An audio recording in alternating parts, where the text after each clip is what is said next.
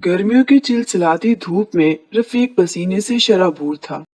एक नजर उसने सूरज की बढ़ती तपिश को देखा और दूसरी नजर अपने पुराने बोसीदा लिबास की जानिब देखा। वो पसीने से नहा चुका था, होंठ प्यास की शिद्दत से सूख चुके थे, लेकिन दोपहर के खाने में अभी भी वक्त था।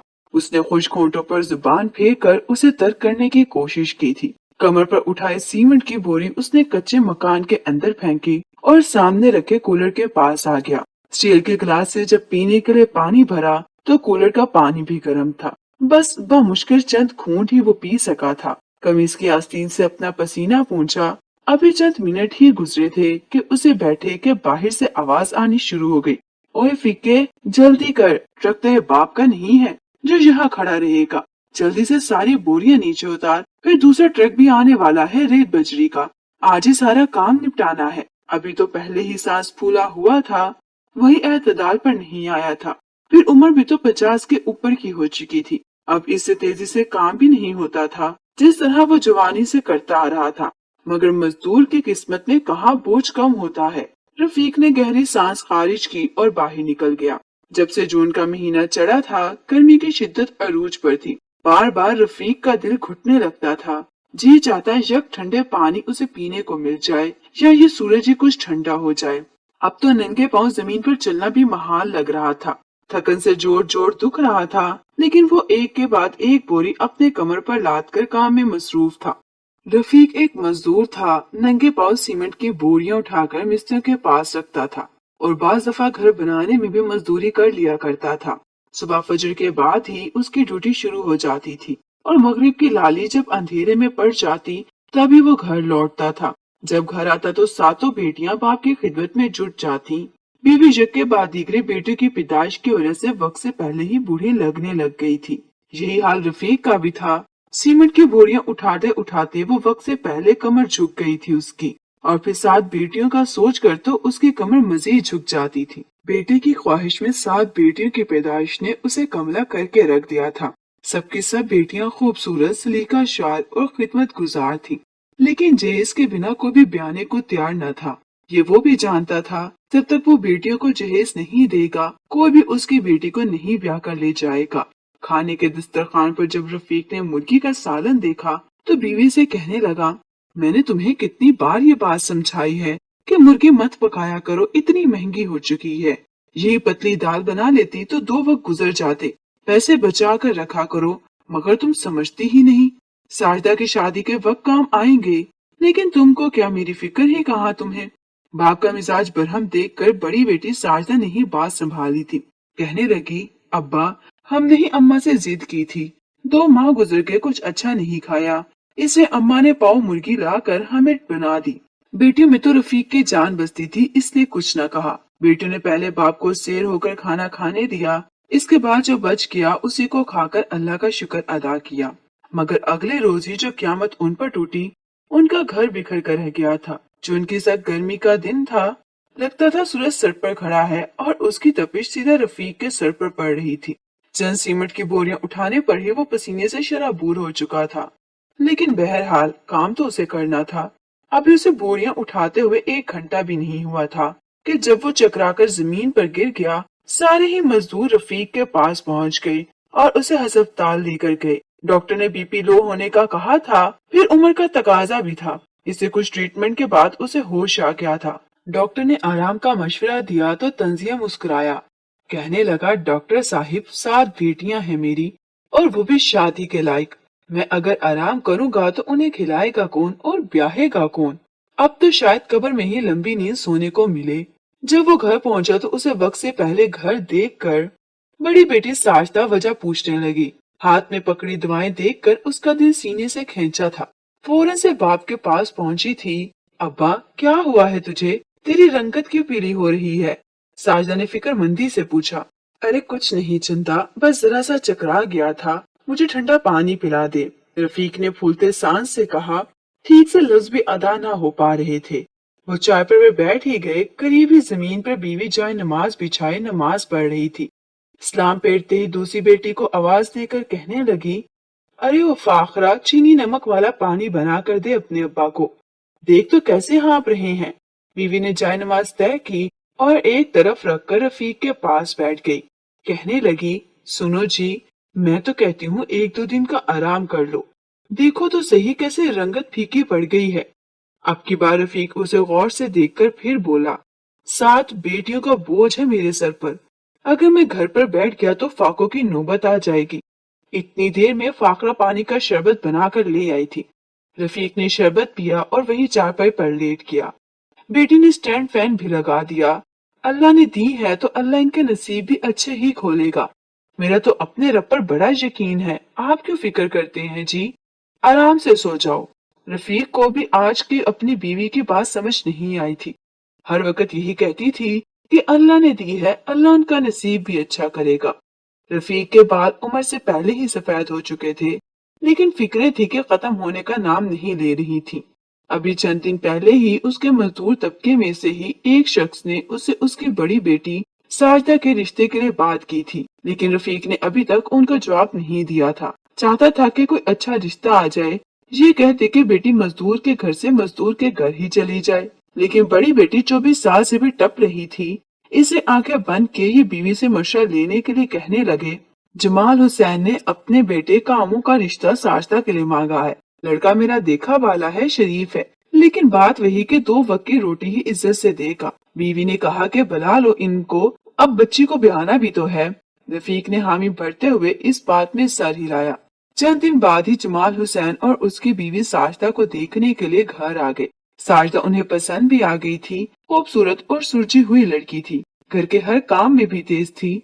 बैठे बैठे ही रिश्ता तय हो चुका था। चंद माह बाद ही शादी का भी जमाल हुसैन ने कह दिया था। देखें, इस बात पर रफीक ने अपनी बीवी की जानिब देखा। फिर जमाल हुसैन से कहा कि देख भाई, मैं अपनी बच्ची का ढेर सारा जहेज तो नहीं दे सकता। हाँ, 20 साल की जमा पूंजी पड़ी है, जो इसके नसीब का होगा वो सब दूंगा। जमाल हुसैन खुद मजदूर तबके से था, इसलिए कुछ नहीं बोला। उसकी मजबूरी को समझता था, लेकिन बीवी नखरेबाज थी। कहने लगी, जमाल हुसैन, एक ही एक बेटा है मेरा, मैंने तो सारे चाव उसकी शादी पर पूरे करने हैं। मुट्ठी भर बरादरी है मेरी, ज्यादा लंबी चौड़ी तो नहीं है, लेकिन जाहिर है बेटे की बारात 100 बंदों में तो लाऊंगी मैं, और खाने की ही इज्जत होती है। मियाँ बस मेरे बरातियों को अच्छा पूछ लेना, बाकी तेरी बेटी है, जो तू देगा वो अपने कमरे और घर में सजा लेगी। सीधा सा मतलब था कि जो जहेज दोगे बेटी इस्तेमाल कर लेगी। रफीक के 20 साल मेहनत में बस इतनी ही जमा पूंजी थी कि अपनी बेटी को इज्जत से ब्याह सकता, इसलिए हामी भर ली। लेकिन बीवी बड़ी खामोश हो गई थी। जैसे ही जमाल हुसैन उसकी बीवी घर से गए तो रफीक की बीवी कहने लगी, मुझे तो पता नहीं क्यों ये लोग लालची से लगते हैं। इनका बेटा कौन सा लैंडलॉर्ड है, मजदूर ही तो है। क्या था जो कह देते कि बिना जहेज के ही बेटी हमारे हवाले कर दो। बीवी की बात सुनकर रफीक हल्का सा मुस्कुराया। कहने लगा, गरीब हो या अमीर, बिना जहेज की बेटी घर से रुखसत नहीं होती। खैर, तो एक तो ब्याने की तैयारी कर, बाकी की देखी जाएगी। रफीक को ये था कि चलो एक बेटी तो अपने घर की होगी, लेकिन बीवी बड़ी मुतफक्किर सी लग रही थी। अभी ये बात कुछ पुरानी भी न हुई थी कि फाखरा के लिए भी मोहल्ले के मोची के बेटे का रिश्ता आ गया। घर वो भी मुनासिब सा था, लेकिन लड़के का काम अच्छा था। लड़की की माँ खुद दाई थी। अब बताने लगी कि मेरा बेटा रोज के 1500 कमाता है। बेशक बेटा मोची का है, लेकिन कमाई अच्छी है। लेकिन जब रफीक की बीवी ने कहा कि वो 2 बच्चों को जहेज में इतना नहीं दे सकते, तो खातून का मुंह बन गया। कहने लगी, देख लो, शादी तो एक ही बार होती है, माँ के भी कुछ अरमान होते हैं बीबी। बहरहाल तेरी मर्जी है, लेकिन ये है कि तेरी बच्ची हमारे घर में खुश रहेगी। हम इसे हाथ का छाला बना कर रखेंगे, किसी चीज की कोई कमी नहीं आने देंगे।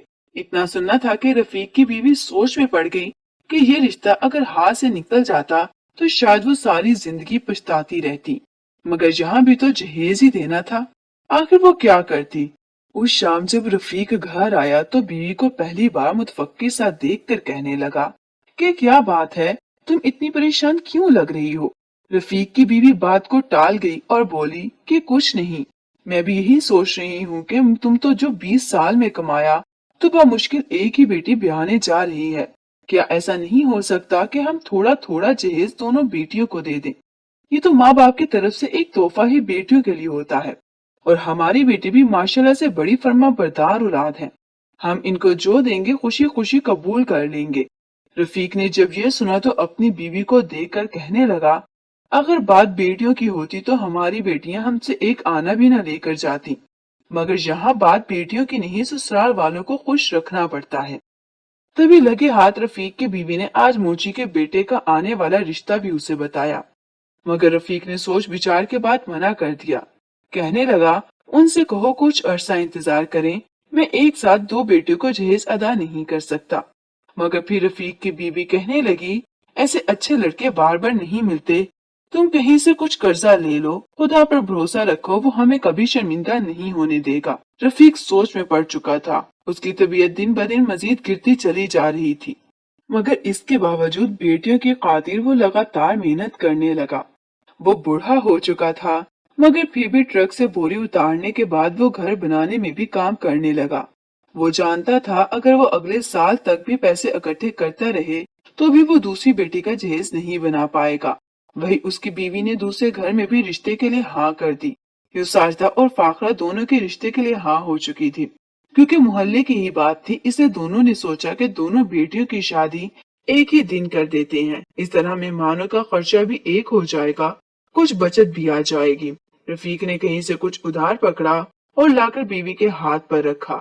इसके अलावा इसके पास जितनी भी 20 साल की जमा पूंजी थी वो लाकर बीवी के हाथ पर रखी और बोला, इन पैसों को संभाल कर रखना, इनसे मैं थोड़ा बहुत जहेज दोनों बेटियों को दूंगा। रफीक की बीवी शोहर की बात मान गई।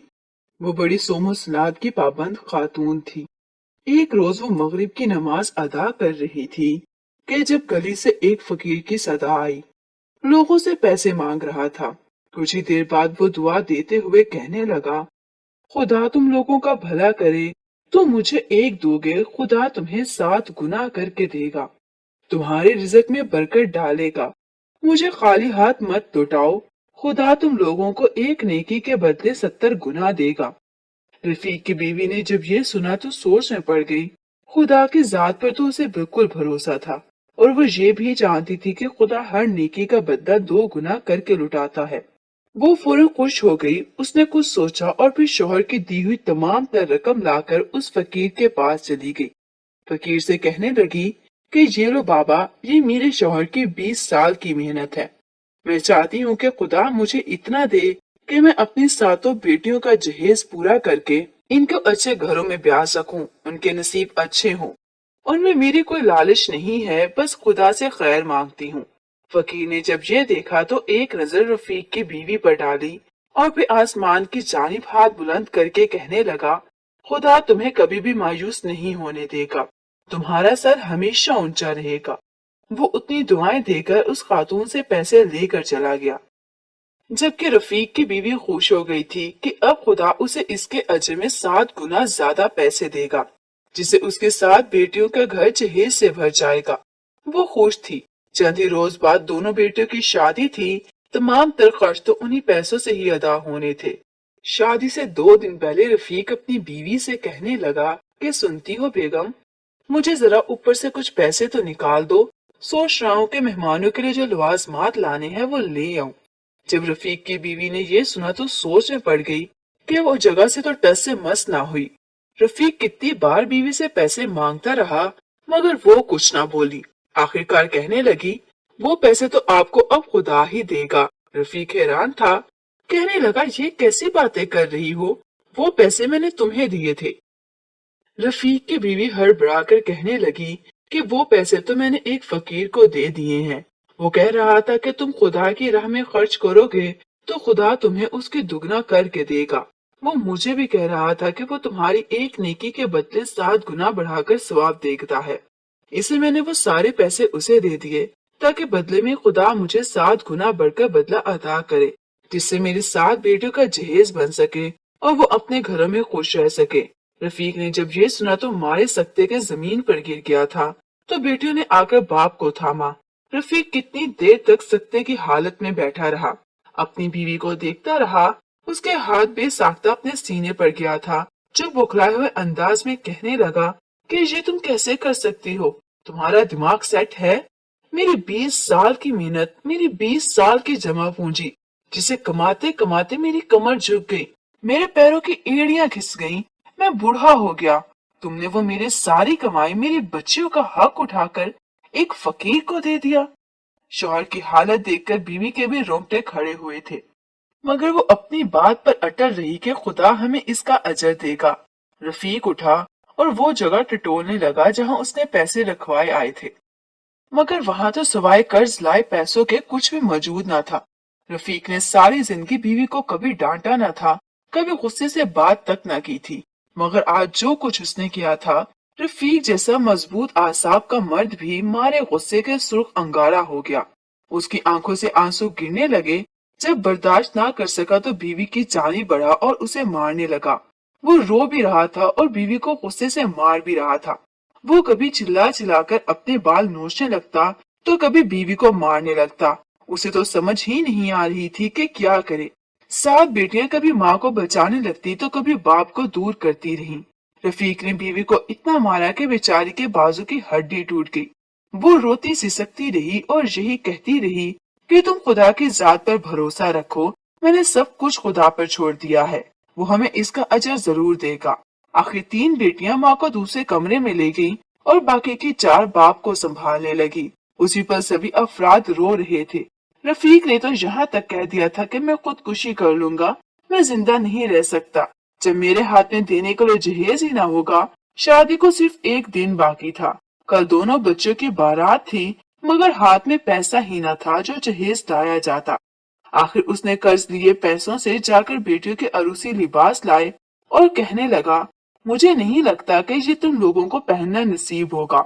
वो बिल्कुल ही मायूस था, जबकि उसकी बीवी बाजू पर पट्टी बंधे हुए बैठी थी। बोली कि तुम खुदा की जात से ना उम्मीद हो, मगर मुझे पूरा भरोसा है, वो हमारा सर कभी भी झुकने नहीं देगा। रफीक ने अपनी बीवी से दोबारा बात ना की थी। अगला दिन चढ़ा तो आज बेटे की बारात आनी थी। रफीक इस कदर बुज़दिल हो चुका था कि सुबह ही सुबह घर से चला गया। बेटियां रोकने लगी तो कहने लगा कि मैं ये जिल्लत बर्दाश्त नहीं कर सकता, मैं मर जाऊंगा अगर यहाँ रुक कर वो तमाशा देखा।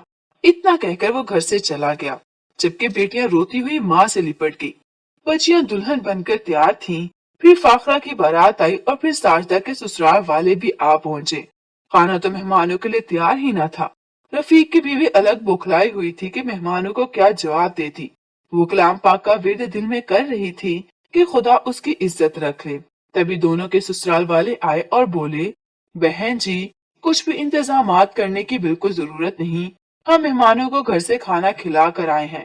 इतना सुनना था कि रफीक की बीवी हैरान रह गई। तभी उसका एक दामाद बोला, जो कि साजदा का होने वाला शौहर था। कहने लगा कि आखिर ये हमारे मेहमान हैं और हमारी जिम्मेदारी है, आप बिल्कुल फिक्र मत करें। रफीक की बीवी ने सुकून का सांस लिया था। दिल ही दिल में वो खुदा की जात का शुक्र अदा करने लगी, मगर जहेज के नाम पर तो कुछ भी मौजूद न था। निकाह का वक्त हुआ तो मौलवी साहिब ने पहले साजदा और फिर फाखरा से इजाबो कबूल करवाया। थोड़ी देर बाद मुबारकबाद की आवाज गूंजी। निकाह के बाद रफीक के दोनों दामाद उठकर अपनी सास के पास आए और आकर कहने लगे कि खाला, हमें आपसे कोई जहेज नहीं चाहिए, हम आप ही की तरह मुतवस्सित तबके से ताल्लुक रखते हैं। आप फिक्र मत करें, आपकी बेटियों को हम अपने घरों में बहुत खुश रखेंगे, जो खुद खाएंगे वही इनको भी खिलाएंगे। आप जहेज देकर हमें शर्मिंदा मत करें।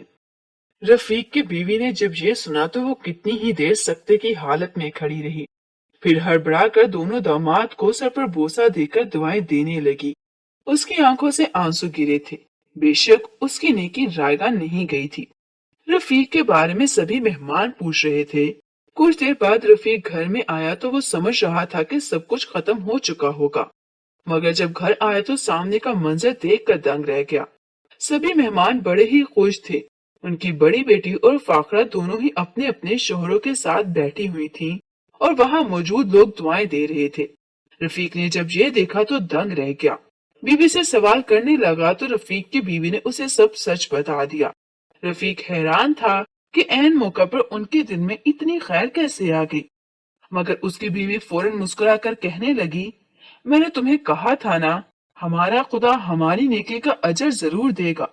जरूरी तो नहीं कि वो पैसों के बदले पैसे ही दे।